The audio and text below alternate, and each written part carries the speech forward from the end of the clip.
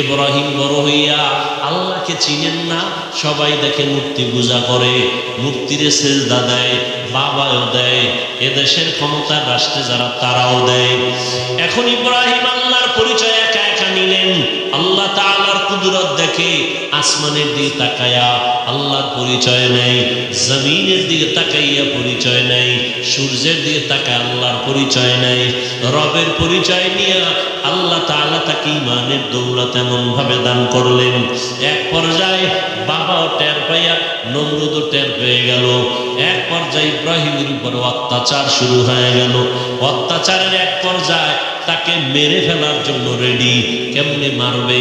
কয় এমনি ঠাস করে মারবো না, জাগাত মারবো না, ধুকে ধুকে মারবো।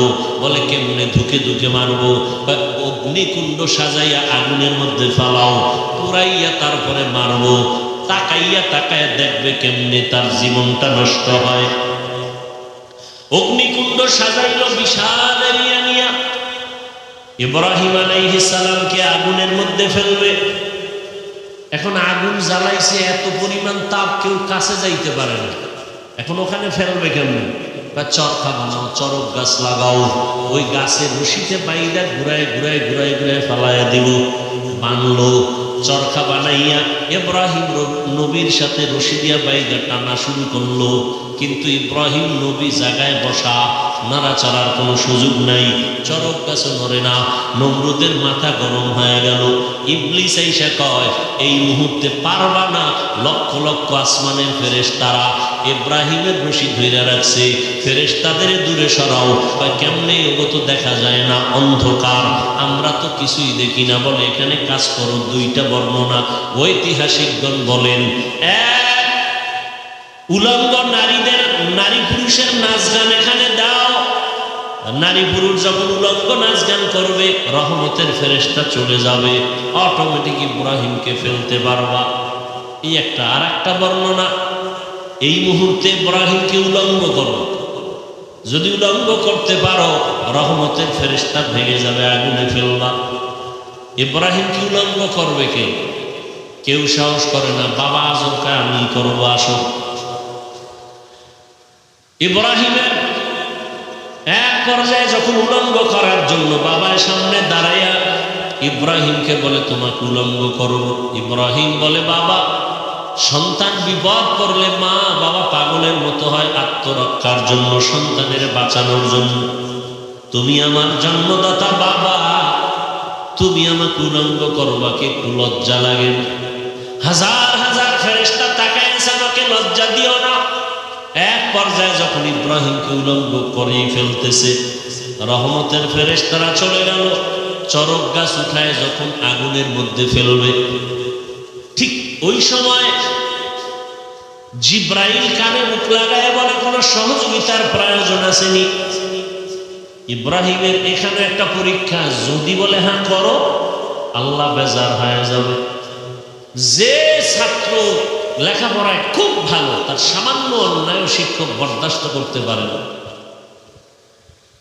ইব্রাহিম আলাইহিস সালাম এখানেও পাশ করে বললেন, আরে আমি তো অন্ধ মালিকের গোলাম না, তুমি আমার সাহায্য করবা কি করবা না জানা নাই।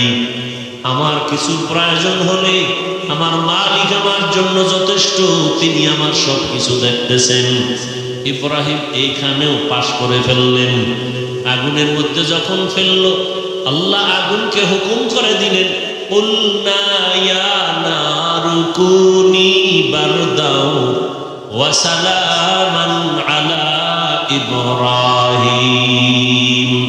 আকে লুতুফে খেশরা ইজহার কর, বাখলিল আসনারে রাগল জারে কর। আগুনের মধ্যে ইব্রাহিম পড়ে আছে দিব্যি আরামে, কোন ইব্রাহিম নবীর পশম জ্বলে না। নমরুদ অনেক দূরের থেকে তাকায় বলে, আগুন তুই কি দুর্বল হয়ে গেলি? কয় না, ইব্রাহিম যার কথা মাইনা চলে, আমিও তো তার কথা মেনে চলি। ইব্রাহিমের আল্লাহ হুকুম দিছে, জ্বালানো নিষেধ করেছেন, পশম যেন জ্বলে না। আবার আল্লাহ যদি অর্ডার করে তোর এই পুরা জমিন আমি জ্বালায় দিতে পারি, দীর্ঘদিন ইব্রাহিম নবী আগুনের মধ্যে থাইকা বের হলেন, সশরীরে আরামে সুস্থতার সাথে বের হইয়া। এবার কয় না, এত বড় জুলুম সহ্য করা যায় না, দেশে থাকবো না। বিদায় বিবি বিশ্ব সুন্দরী সারা তাকে নিয়ে রওনা সিরিয়ার দেশে, ইরাক থেকে সিরিয়ায় যাবে। সাথে একজন তার ভাতিজা লূত আলাইহিস সালাম তার সঙ্গে আছেন। আল্লাহর পদে পদে বান্দার উপরে পরীক্ষা। যাবেন সিরিয়ায়, মিশরের এলাকা যখন পার হচ্ছেন সেখানে আবার এক ঝামেলা। মিশরের জালেম খবর পাইছে বিশ্ব সুন্দরী সারা যায়, এটাকে আটকাও। আটকাইয়া লয়ে গেছে তার খাস কামরায়।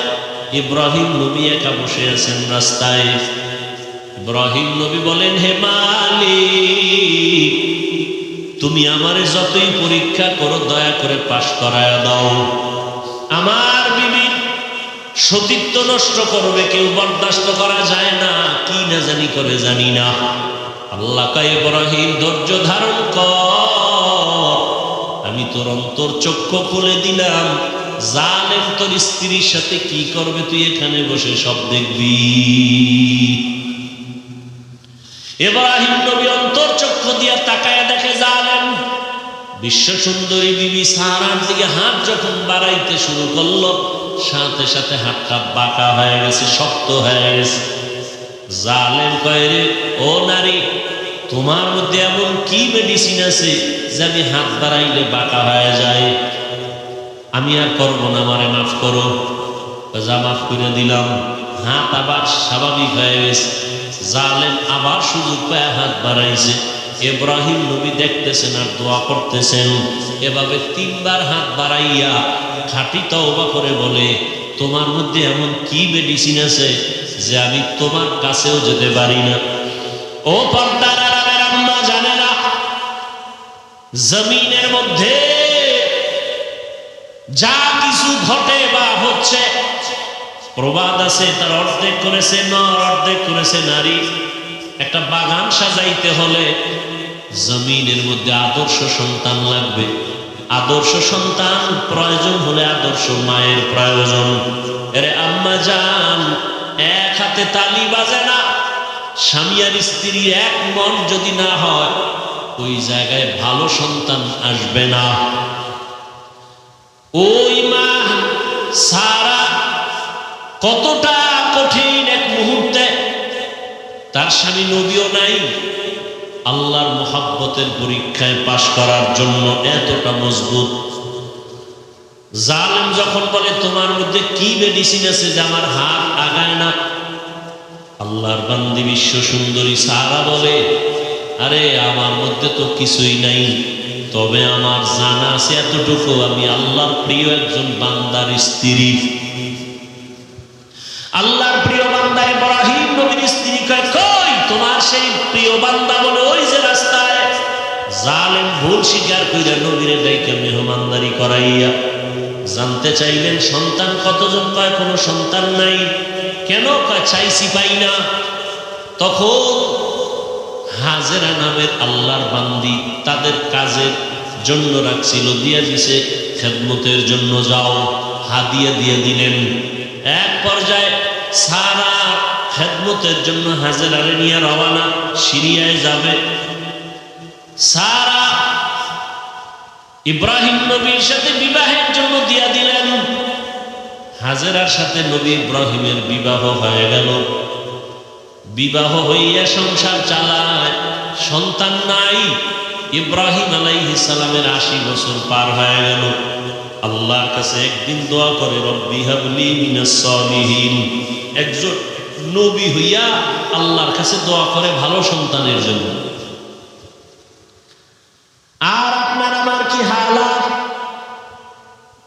সন্তান চাইলে হবে না, আল্লাহর কাছে ভালো সন্তানের কামনা করতে হবে। ও আল্লাহ, একটা নেককার সন্তান দাও। 10টা সন্তান হলে কি লাভ হবে যদি সন্তানের কারণে মা বাবার হাতে হ্যান্ডকাপ লাগে, পুলিশে ধরে, মানুষ যদি গালাগালি করে? সন্তানের কারণে মা বাবার ইজ্জত যদি নষ্ট হয়, এমন সন্তান 10টা হলেও লাভ নাই। আর একটা সন্তানের দ্বারা মা বাবার সম্মান যদি বেড়ে যায়, এমন এক সন্তানও যথেষ্ট। দোয়া করলেন, আল্লাহ পাক বললেন, সুসংবাদ দিলেন, অপেক্ষায় থাকো, একটা ভালো সন্তান দিচ্ছি। ফাবাশশারনাহু বিগুলামিন হালিম। ৮০ বছরের উপরে বয়সে সন্তান আল্লাহ দান করলেন, নাম রাখলেন ইসমাঈল। দুনিয়াতে আসছেন অত্যন্ত সুন্দর, সুদর্শন, দেখলে কলিজা ঠান্ডা। আবার বুড়া বয়সে সন্তান পাইছে, কত মায়া। আল্লাহ পাকের পরীক্ষা আবার শুরু হয়ে গেল। সন্তানের মায়ার কারণে আমি মাওলার মহব্বতের মাঝে না জানি দেওয়াল হয়ে যায়, পর্দা পড়ে যায়। কত হাজি সাহেব, কত গাজী সাহেব, কত পীর সাহেবের মুরিদ, কত তাবলিগওয়ালা তাবলিগ করে, পীরের কাছে যায়, কিন্তু খবর নিয়ে দেখি অনেকের মাইয়া এখনো বেপরদায় কলেজে দৌড়ায়। ছেলেটা এনজিওতে চাকরি করে, হারাম টাকা, সুদের টাকা কামাই করে। এরকম বহু টুপিওয়ালায় জমিনে আছে না নাই? সন্তানের মহব্বতে আল্লাহর মহব্বত ভাটা পড়ে গেছে। আর আল্লাহ সাহায্য করবে, এত সোজা। সন্তানের মহব্বত আল্লাহ এর জন্য সতর্ক করছেন, সাবধান। ইয়া আইয়ুহাল্লাযীনা আমানু লা তুলহিকুম আমওয়ালুকুম ওয়া আওলাদুকুম আন যিকরিল্লাহ। সম্পদ আর সন্তান থেকে সতর্ক, তোমাকে আমি মাওলার জিকির থেকে যেন দূরে সরায় না দেয়। ইন্নামা আমওয়ালুকুম ওয়া আওলাদুকুম ফিতনাহ। সাবধান। ইব্রাহিম নবী দোয়া করলেন, আল্লাহ সন্তান দিলেন। মায়া বাড়তেছে বাড়তেছে, আল্লাহর হুকুম চলে আসলো, আর রাখা যাবে না। এই স্ত্রী আর সন্তানটাকে একটা জায়গায় নির্বাসনে দাও। কোথায়? বলে আমার ঘর, জমিনের প্রথম ঘর বাইতুল্লাহ, ওখানে নিয়ে যাও। কেমন কঠিন পরীক্ষা! ইব্রাহিম নবী এতটুকু বললেন, বিবি চলো। কোথায় কোথায় কোথায় নাই, কোনো আওয়াজ নাই, বলা যাবে না। আল্লাহর হুকুমে চললেন। হাজেরা শিশু ইসমাইলকে নিয়ে হাঁটতে হাঁটতে হাঁটতে হাঁটতে বাইতুল্লাহ। যেই বাইতুল্লাহ চারদিকে জঙ্গল আর পাহাড়, মানুষ নাই, কোনো আলো নাই, বাতাস নাই, খাদ্য নাই, কিচ্ছু নেই। বিরান ভূমি, এক চতুর্মুখী জঙ্গল, ভয় আর ভয়। সেখানে হাজেরাকে রাইখা, শিশু ইসমাইলকে রাইখা পয়গম্বর ইব্রাহিম এবার বাড়ির দিকে রওনা। কথাও বলা যাবে না। কত কঠিন পরীক্ষা আপনি চিন্তা করছেন। এবার হাজেরা জিগায়, যখন যাইতে আছে ডাক দিলেন, হে আল্লাহর নবী, আমাদের এখানে রাইখা আপনি কই যান? নবী কোনো আওয়াজ নাই, নিষেধ, মুখ খোলা যাবে না। পেছন দিক দিয়া ধরলেন, আস্তিনটাকে ধইরা যখন দাঁড় করাইলেন, আমাদের রেখে যান কেন? নবী চুপ। এক পর্যায়ে কথা যতই বলে, নবী আওয়াজ দেন না। মা হাজেরা শেষ সময় বলেন, আমাদের যেখানে রাইখা যাইতেছে, এটা কি আপনার ইচ্ছা নাকি রবের হুকুম? এহে নাও, জবান খোলা যাবে না। মাথা নাড়ায় ইশারা দিলেন, হ্যাঁ রবের হুকুম। তাও মুখে বলে নেই। আল্লাহ কেমন কঠিন পরীক্ষা! শুধু ইশারায় জবাব দিলেন, হ্যাঁ আল্লাহর হুকুম। এ কথা বলা মাত্র হাজেরাও তো যেমন তেমন বান্দি না, নবীর সোহবাত। বিদায় বেলা বলেন, পয়গম্বর আপনি চলে যাবেন, দুঃখ নাই তবে শিশু ইসমাইলের রাইখা গেলেন, একটু পানি আছে আর কিছুই নেই, আমাদের জন্য একটু দোয়া করবে।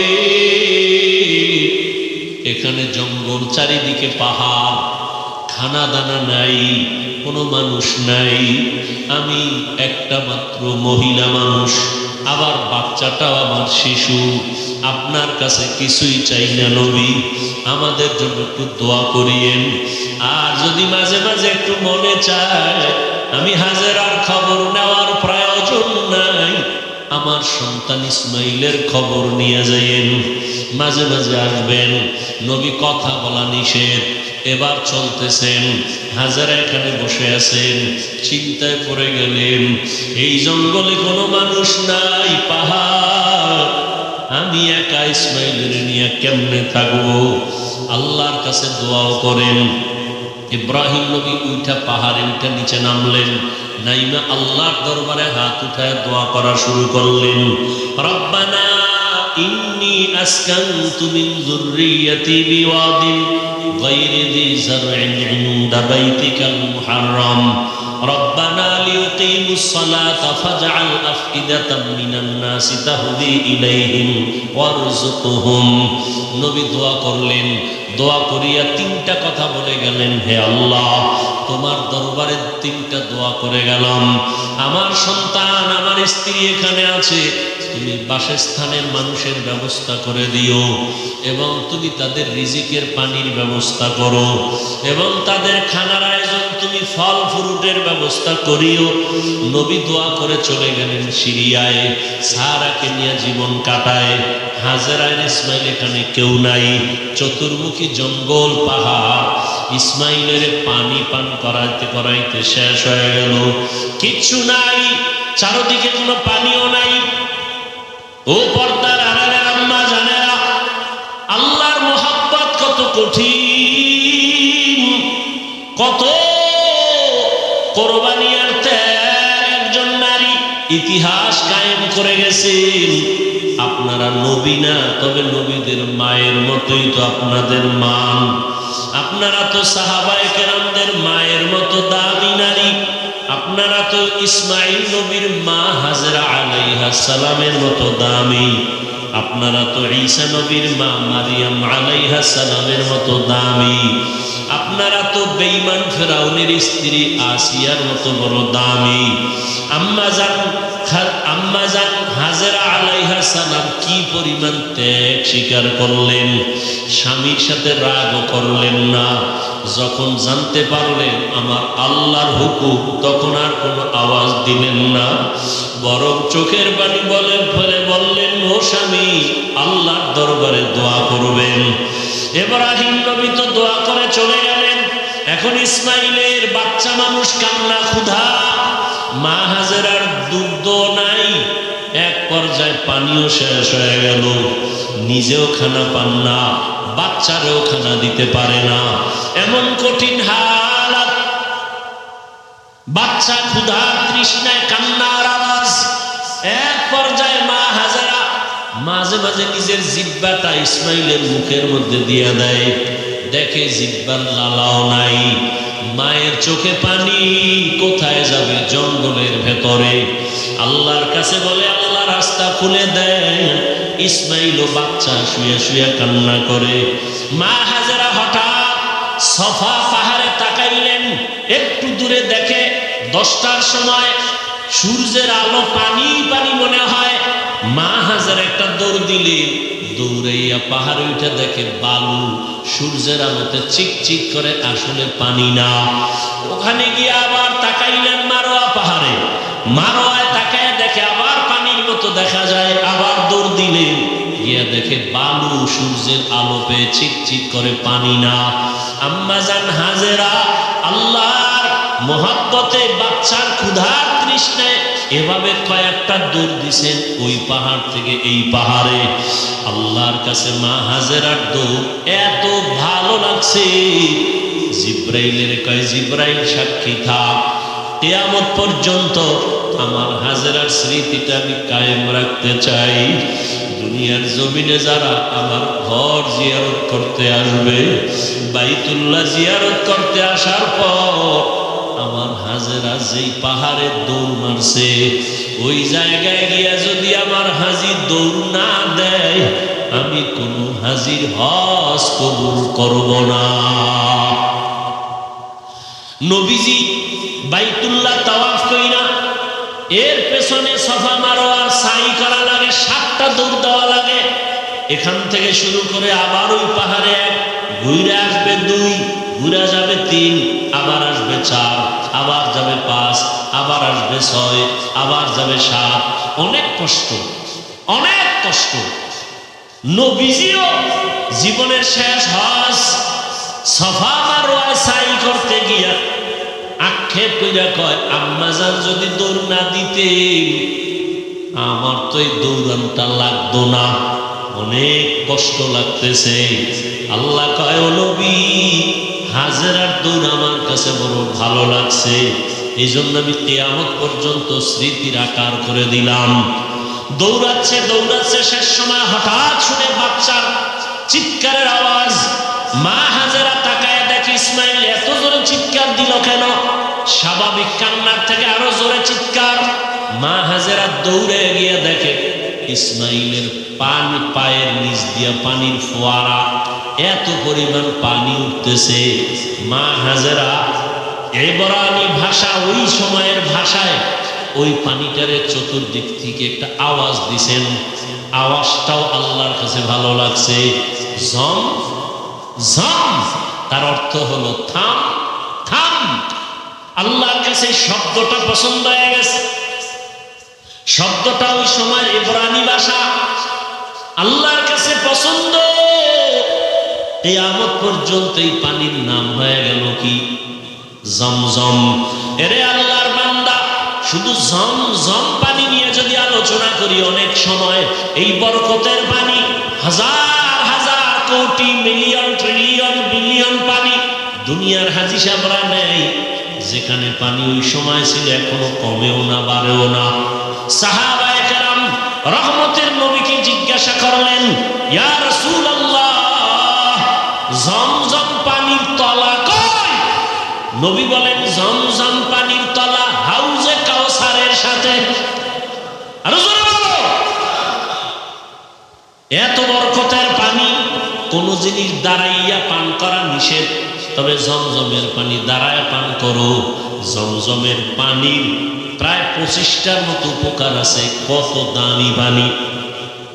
ওলামায়ে কেরাম লেখছেন, জমজম পানিটা কাউসারের থেকেও দামি। কারণ পৃথিবীর শ্রেষ্ঠ ব্যক্তি রহমতের নবী মেরাজে যখন যাইতেছে, আল্লাহর নবী বলেন, আমাকে জমজম কূপের পানি দিয়া ওযু বানাইলো, আমাকে শোয়াইলো চিৎভাবে, আমার বুকের মাঝখান থেকে চিরলো, ভেতর থেকে কলকটাকে বের করে স্বর্ণের পেয়ালায় রাখলো, জমজমের পানি দিয়া ধুইলো, আবার ভেতরে রাখলো, আবার চাপ দিল, এমনি আবার হয়ে গেল, সেলাই লাগলো না, রক্ত গেল না, ব্যথাও পেলাম না। এইভাবে আমার অপারেশন হয়েছে কুদরতের। এটাকে বলে open heart. Open heart surgery করে লাভ দিও না, মাস্তানিয়ার বাহাদুরি অহংকারী করো না। রহমতের নবীকে আল্লাহ ওপেন হার্ট সার্জারি 4 বার করে দেখাইয়া দিয়েছেন। এটা তোমার বাপ দাদার বানানো না, আল্লাহ আগেই ওপেন হার্ট সার্জারি রসুলকে করেছেন। কয়বার? কষ্ট হইতেছে আপনার? হ্যাঁ ভাই, রহমতের নবী বলেন, এই জমজম পানি আমরা পিপাসা নিবারণ করি পানি দিয়া, পেটের ক্ষুধা নিবারণ করি কি দিয়া? খানা দিয়া। জমজম পানি এতটা দামি যে পানিটা পান করলে ক্ষুধাও থাকবে না, পিপাসাও থাকবে না। জমজম পানি বান্দা তুমি ঔষধ হিসাবে ব্যবহার করো। ঔষধ কেমন ঔষধ? তোমার বিশ্বাস যেমন তেমন। কেউ যদি বলে আমি কোন ঔষধ খাবো না, আমার জমজম আমার ঔষধ, যেমন নিয়ত করবে ফলাফল তেমন। বরকতের পানি মা হাজেরাও পান করলেন, বাচ্চাটারও দিলেন, ক্ষুধাও নাই, পিপাসাও নাই। একটা দোয়া কবুল হয়ে গেছে। আর এক দোয়া ছিল, মানুষ যেন এখানে এসে বসতি বানায়। ব্যবসা করতে যায় একদল মানুষ, ওই পথ পাশ দিয়া তাদের পানির প্রয়োজন, খুঁজতে খুঁজতে এসে হাজেরারে পাইছে। জমজম পায়ে কই পানি আমরা নিব, কেন এটার মালিক আছে। কে? বলে আমি। কয় যে পানি যে নিবা দিব, তবে শর্ত কি? তোমরা এখানে ব্যবসা বাণিজ্য করে বাসস্থান করো, পানি নাও, যত পারো নাও, এখানে থাকবা, বাড়িঘর করবা, বসবাস করবা। এবার সব রাজি হয়ে গেল।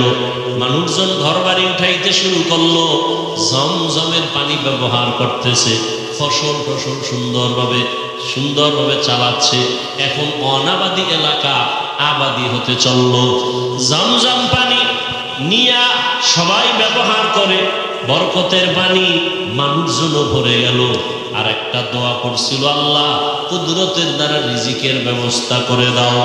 এই যে জমজমের পানি, কেউ কেউ বলে ইসমাইলের শিশুর পায়ের আঘাতে উঠছে। মা হাজারা তো দৌড়ায় পাহাড়ে, ইসমাইল যে চিল্লায় পানি উঠছে টের পায় না। দূর তো মাঝখানে একটা আওয়াজ আসছে, আওয়াজ গাইবি। হাজারার কানে কোথার থেকে আওয়াজটা আসলো, নজর করে দেখে বাইতুল্লাহর থেকে আওয়াজ। দৌড়ায় গিয়ে দেখে পানি। মুফাসসিরিনে কেরাম বলে যেটা ইসমাইলের পায়ের আঘাতের পানি না, জিবরাইল আমিন পাখা দিয়ে জোরে আঘাত করেছেন, পানি উঠা শুরু হয়ে গেছে। মা হাজারা এখন মোটামুটি ভালো অবস্থান, বাবার তো খবরই নেই। এবার রিজিক চাইছেন, ফল।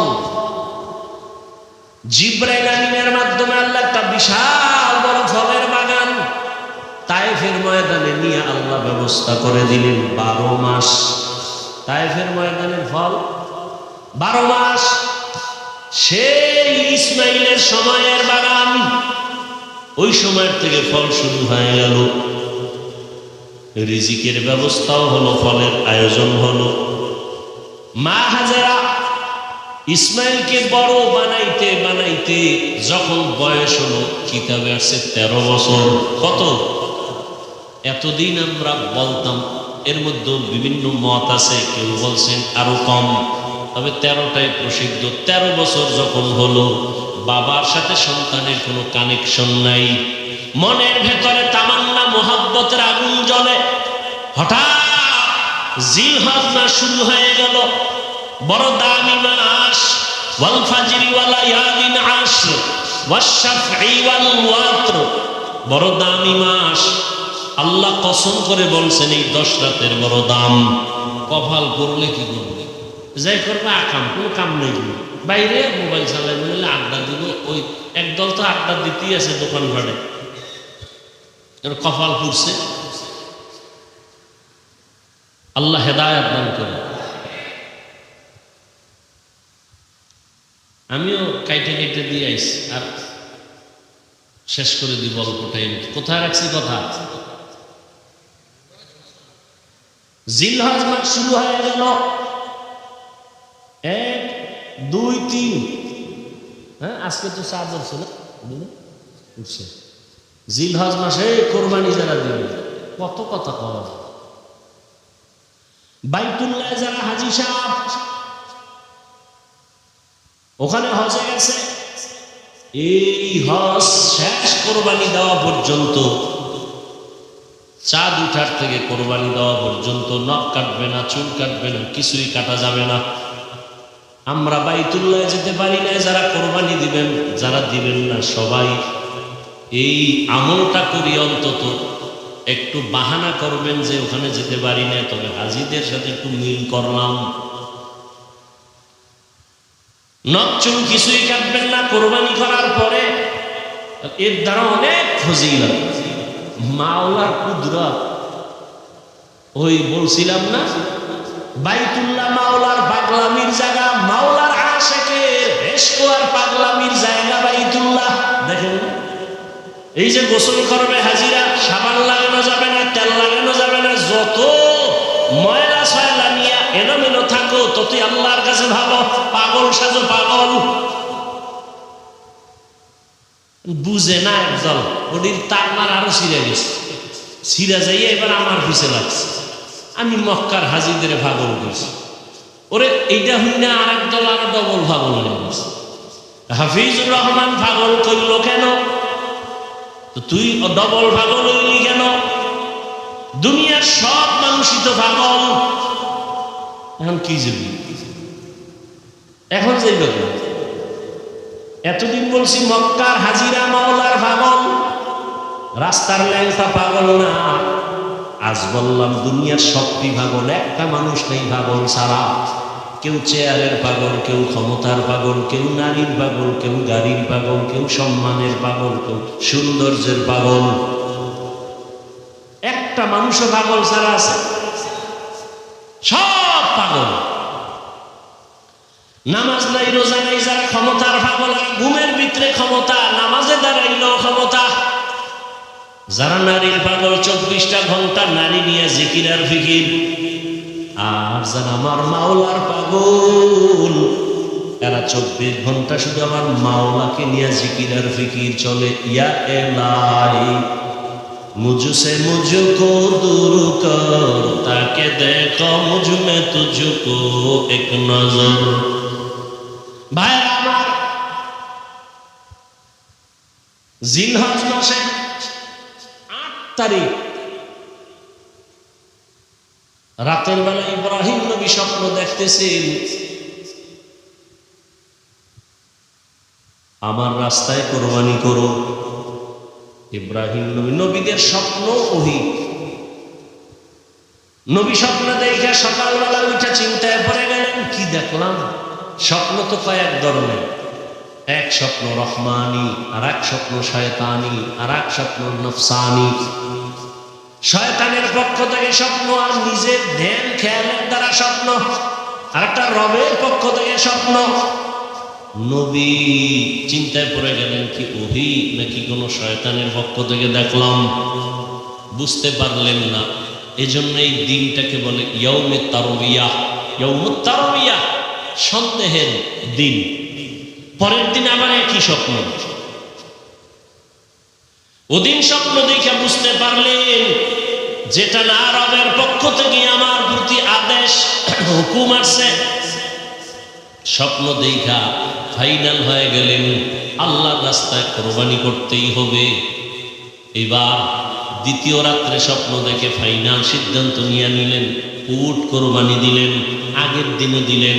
এই দিনটা যেহেতু নিশ্চিত হয়ে গেলেন, আল্লাহর পক্ষ থেকে পরিচয়, সিদ্ধান্ত যেন আল্লাহর পক্ষ থেকে এই স্বপ্ন। এজন্য এই দিনটাকে বলে ইয়াউমে আরাফা, 9 জিলহজ। এই দিনের রোজার অনেক দাম। খালি বয়ান, এই বিষয়ে আলোচনা করলে কত লাইন। আরাফার রাত দিনের রোজা বড় দামি রোজা। এই মাসের প্রথম থেকেই রোজা বড় দামি, আমল বড় দামি। আল্লাহ কসম খাইছেন, ওয়াল ফাজরি ওয়া লায়ালিন আশর, 10 রাতের কসম, ফজরের কসম।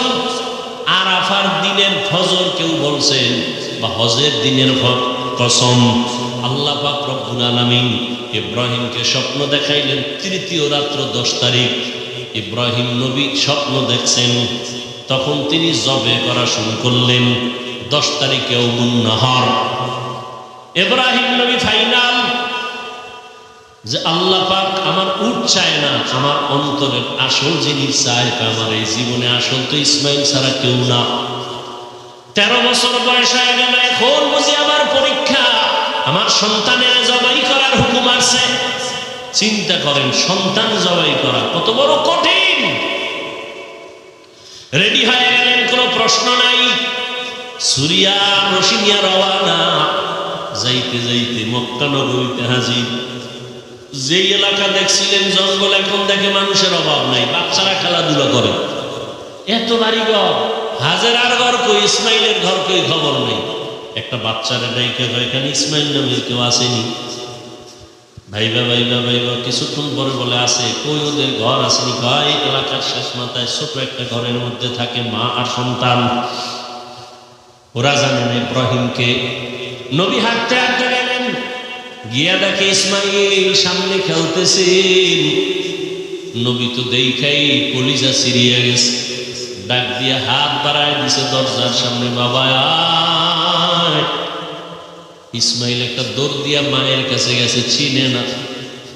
মা হাজারাকে নবী সালাম দিলেন, কান্না। দীর্ঘ বছর কোনো সম্পর্ক নাই, কত কষ্ট করে করে আমি জীবন কাটাইছি। ইসমাইলের কয়, চিনো নারী বাবা, যাও তোমার নি। বাবা ইব্রাহিম যায় না। এক পর্যায়ে যখন কান্নার অবস্থা, ইব্রাহিম নবী চিন্তা করলেন মায়ায় যদি পইরা যাই না জানি আল্লাহর পরীক্ষায় ফেল করি। হাজেরাকে ডাক দিয়ে কয়, হাজেরা দেরি করা যাবে না, ইসমাইলের সুন্দরভাবে সাজায়া পড়ায়া দাও, সুন্দর পোশাক পরায়া দাও, বাদশার দাওয়াতে যাব। আল্লাহর দাওয়াত হয় না, ঘুরাই গেছে বাদশার দাওয়াত, মনে করছে দুনিয়ার কোনো বাদশার দাওয়াত। মা হাজেরা বাবার সাথে ছেলে যাবে দাওয়াতে, রাজকীয় কোনো দাওয়াত। মনের আবেগ দিয়ে সন্তানটারে এমন ভাবে গোসল করাইয়া সাজায় পড়াইয়া দিলেন। এবার বাবার হাতে তুলে দেয়, সন্তান ঘর থেকে বাবার সাথে রওয়ানা। মা হাজেরা ঘরের বাইরে নাই না, চোখের পানি মুছে আর কান্না করে। এত বছরের সন্তান বাবার সাথে যা আনন্দের এক কান্না, কিন্তু জানেন না যে আমার মাওলার ডাকে যাইতেছে ইসমাইলের জবাই করার জন্য। মা হাজেরা একা, ইব্রাহিম নবী সন্তান ইসমাইলের নিয়ে যায়। ইসমাইলও জানে না যে তাকে জবাই করা হবে।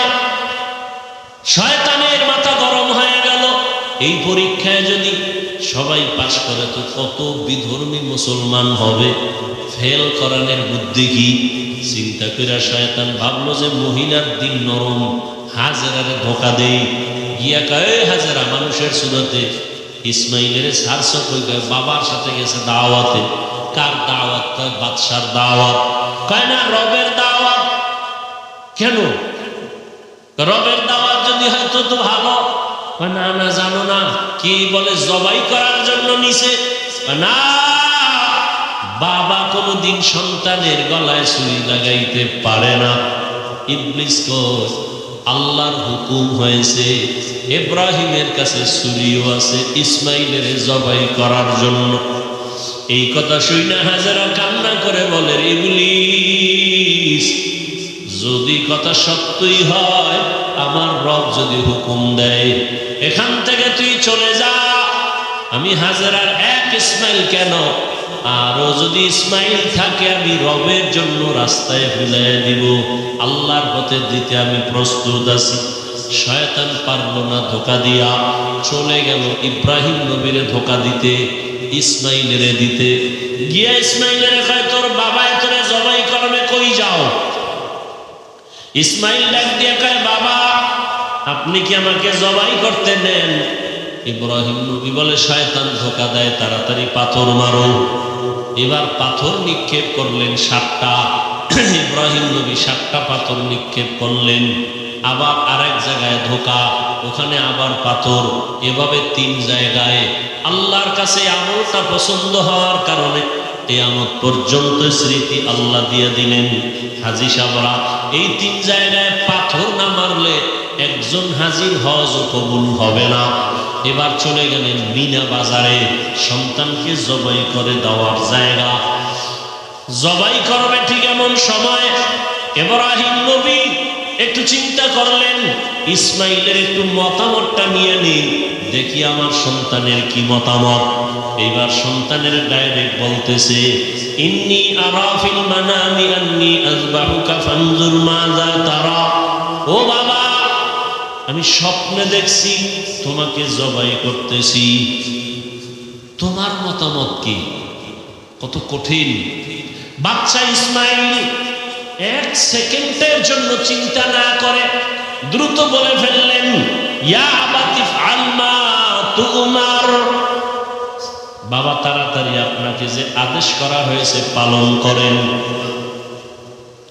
সাতাজিদুনি ইনশাআল্লাহু মিনাস সাবিরিন, অচিরে আমাকে পাবেন ইনশাআল্লাহ ধৈর্য ধারণকারীদের অন্তর্ভুক্ত। এরে আল্লাহর বান্দা, এখানে অনেক কথা। ইব্রাহিম নবীকে আল্লাহ পাক স্বপ্নে দেখাইলেন কেন? ডাইরেক্ট বললেন না কেন? আবার ইসমাইলকে জিজ্ঞাসা করলেন কেন? আল্লাহর হুকুমের বেলায় জিজ্ঞাসা করলেন কেন? এখানে তো জিজ্ঞাসা করার কোনো যুক্তিকতা নাই, আল্লাহ অর্ডার করছে পালন করো। আবার ইসমাইল স্বপ্নের কথাটাকে এত গ্যারান্টি দিল কেন? অনেক কথা এখানে। ইসমাইল নবী বললেন, আব্বা জান আমাকে দ্রুত আপনি যা দেখছেন হুকুম পালন করেন। বাবা বলছে আমি স্বপ্নে দেখছি জবাই করতে। ইসমাইল বলে আপনাকে যে হুকুম দেওয়া হয়েছে তা পালন করেন। দেখছে স্বপ্ন, কিসের হুকুম? 13 বছরের সন্তান, অনেক কথা এখানে হিকমত, এগুলোর জবাব এখন দেওয়ার সময় নেই। ইসমাইল বইলেই চোখের পানি ছেড়ে দিয়েছে। ঐতিহাসিকগণ লিখেন ইসমাইল বলে বাবাজান, যদি আমাকে এই কথাটা বাড়িতে বসে বলতেন, আমি আমার দক্ষিণী মায়ের থেকে একটু বিদায় সালাম দিয়ে আসতাম। আমার মা কত কষ্ট করে আমাকে বড় বানাইছে। মানুষ ছিল না, জঙ্গল পাহাড়, পানিও নাই, খানা নাই। আম্মা জানের থেকে আসছি, সালাম দিতে পারলাম না। আম্মা জান আমারে না পায় জানি পাগলনির মতো হয়ে যায়। আব্বা জান আমার আম্মার কাছে আমার সালাম পৌঁছাইয়া দিয়ে আমাকে তাড়াতাড়ি জবাই করে দেন, আর বাড়ি যাইয়া আমার আম্মারে আমার সালাম জানাই। আর আমার আম্মা যদি আমারে না পাইয়া চোখের পানি ছেড়ে কাঁদে, আপনি আমার আম্মার সাথে রাগ করবেন না। আমার আম্মারে বুঝায় বলবে ইসমাইল সালাম দিছে, দুনিয়ায় সন্তান কতদিন থাকে, কিয়ামতের ময়দানে মোলাকাত হয়ে যাবে। আব্বা জান আমার আম্মার কাছে আপনি এই বার্তা পৌঁছে দিয়ে, আমার আম্মা অনেক কান্না করবে আমাকে না পাইয়া। ইতিহাসবিদরা বলে আবার ইসমাইলের কথাও বলছেন, আমার রক্তের জামা মাখা আমার মায়ের কাছে দিয়ে, আমার মা দেখে একটু কলিজা ঠান্ডা করবে। এবার ইসমাইল বলে আব্বা জান আমার চেহারাটা মাটির দিকে রাইখা আমার শোয়াইয়া জবাই করে, কারণ আমার চেহারার দিকে যদি আপনার মায়ার নজর লাগে, আপনি মায়ার কারণে ছুরি চালাইতে পারবেন না। আরে আপনি ছুরি চালাইতে গিয়া যদি ব্যর্থ হয়ে যান, আবার মাওলায় বেজার, পরীক্ষায় বুঝি আপনি ফেল হয়ে যাবেন। দ্রুত আমার চেহারাটা নিচে রাখবেন, আর আমার হাতে পায়ে রশি দিয়া ভালো করে বাঁধেন। জবাই করতে গিয়া যদি আমার পায়ের নাড়াচাড়া আপনার শরীর মোবারকে লাগে, বেয়াদবি হয়ে যাবে। বাবার সাথে আমি বেয়াদবি করবো, এটা বরদাস্ত করা যায় না। ও বাবা আমার হাত পাও ভালো করে বেঁধে নেন, আপনার চক্ষু দুইটাও বাঁধেন, আপনার চোখের নজর যেন আমার দিকে না পড়ে। বাবা তাড়াতাড়ি আপনি ছুরি চালান। ইসমাইল নিজে শুয়া পড়লেন আল্লাহর মুহাব্বতের জন্য। আল্লাহ পাক রব্বুল আলামিন ছুরিরে বললেন খবরদার, আবার ইসমাইলের একটা পশমও যেন ক্ষতি না হয়। ইব্রাহিম নবী যখন ছুরি চালায় একটু পশম কাটে না। ইব্রাহিম নবী পাথরের উপরে আঘাত করলেন, পাথরটা টুকরা টুকরা হয়ে গেল। ইসমাইলের কয় বাবা আরেকবার চেষ্টা করে আসো। আল্লাহ বুঝি আবার বেজার হয়ে গেলেন নাকি। এবার নিয়ত করছি রক্ত হাতে না লাগা পর্যন্ত ছুরি চালাইতেই থাকবো।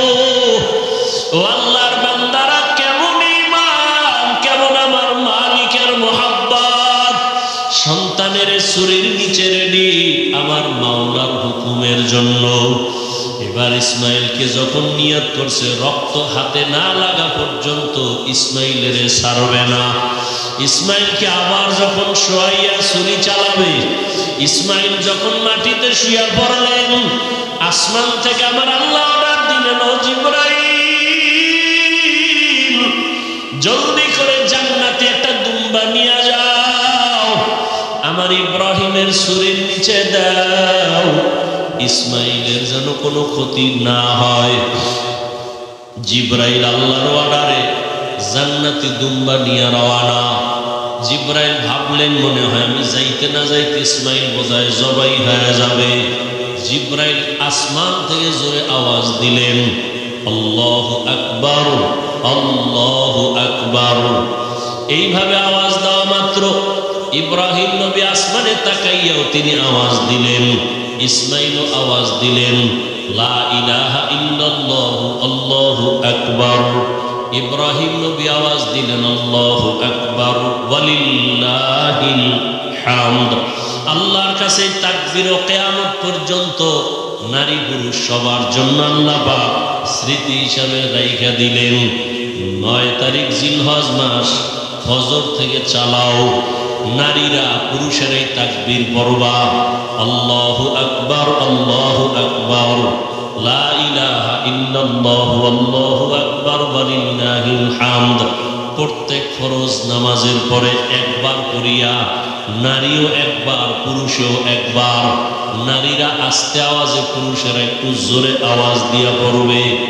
13 তারিখ পর্যন্ত আল্লাহ পাক এই পছন্দের আওয়াজকে জারি রাখলেন কিয়ামত পর্যন্ত।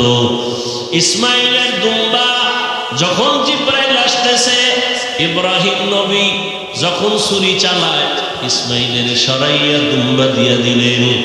হঠাৎ করে দেখে রক্ত লেগে গেল, চোখ খুলে তাকায় দেখে অচেনা একটা জানোয়ার জবাই হয়ে গেল। আল্লাহর পক্ষ থেকে আওয়াজ আসতেছে, আল্লাহ বলেন, ওয়ানাদাইনাহু আইয়া ইব্রাহিম قد صدقت الرؤيا إنا كذلك نجزي المحسنين।